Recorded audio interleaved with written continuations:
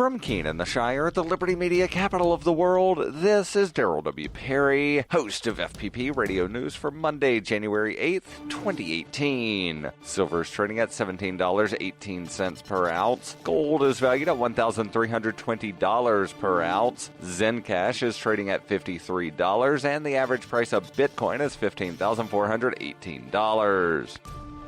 Antiwar.com reports with an estimated 1,000 people arrested over the course of a little over a week in protest in Iran, the most high-profile may ultimately be the most surprising. With reports, former President Mahmoud Ahmadinejad has been jailed for incitement. Though Ahmadinejad has not really been linked to the protest movement, he made comments during his visit to Bashir in late December, which seems to express support for them, faulting the leadership for being detached from the problems and concerns of the people. This makes the narrative a lot trickier internationally, as the U.S. has sought to brand the new protest as a continuation of the 2009 protests, which were themselves against Ahmadinejad's contested re-election. The newer protest started with small economic protest over high inflation and unemployment, and a crackdown fairly quickly angered the public and turned it into a political battle. Iran's Revolutionary Guard have declared the protest over at this point, and indications are that the only rallies on Saturday were in support of the government and against the protesters, whom the leadership have branded as U.S.-backed.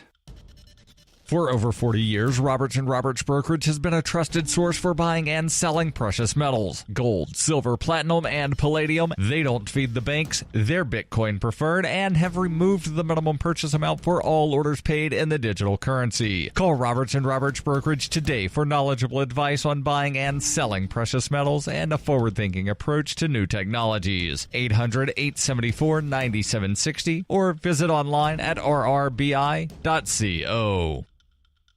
UPI reports President Donald Trump plans to unveil an agriculture initiative seeking to bring broadband internet connection to rural America at the America Farm Bureau Federation's annual convention. Trump will speak alongside Secretary of Agriculture Sonny Perdue on Monday to address a report by the Interagency Task Force on Agriculture and Rural Prosperity, which he established with an executive order in April. Much of the report was built on the basis of bringing broadband internet to rural America, according to Grace Coe, Special Assistant for Technology, Telecommunications, and Cybersecurity at the National Economic Council. The FCC estimates about 39% of rural Americans lack access to quality broadband, which Coe attributed to a lack of interest from broadband providers. She said that is primarily because you have very little incentive to build out because the cost of deployment are high and very little promise of return because the revenue base is small. It makes it difficult to actually justify a business case for building that out. Well, we have to change that. Coe said the administration plans to use federal assets such as the pre-established towers on federal lands, as well as dark fiber deployed by agencies to allow rural providers to interconnect and provide service to communities that have not had access to broadband before. She added the administration also seeks to implement the congressional directive of 2011 by standardizing forms and contracts for antennas sitting on federal buildings. Trump is also expected to address NAFTA and the expiring Farm Bill while speaking at the 99th Annual American Farm Bureau Federation Convention.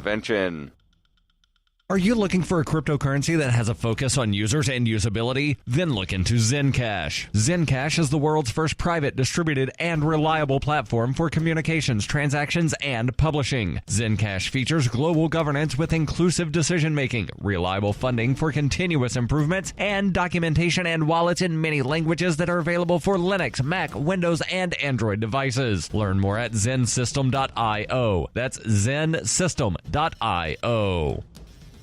Reuters reports flooding from a water main break forced the temporary suspension of some flights at New York's JFK International Airport on Sunday, adding to the misery of travelers after a winter storm canceled or delayed hundreds of flights in recent days. The disruption occurred while the northeast of the United States continued to endure bone-chilling weather, with New York temperatures at 17 degrees Fahrenheit. International flights to Terminal 4 were temporarily suspended, and passengers who had already arrived there were diverted to other terminals, according to the Port Authority of New York and New Jersey, which operates the airport. The authority said a water pipe that feeds the terminal's sprinkler system broke, which caused flooding and led to a temporary power cut in some areas as a safety measure. More than 500 flights into or out of JFK were canceled and nearly 1,400 delayed from Friday morning to Sunday afternoon.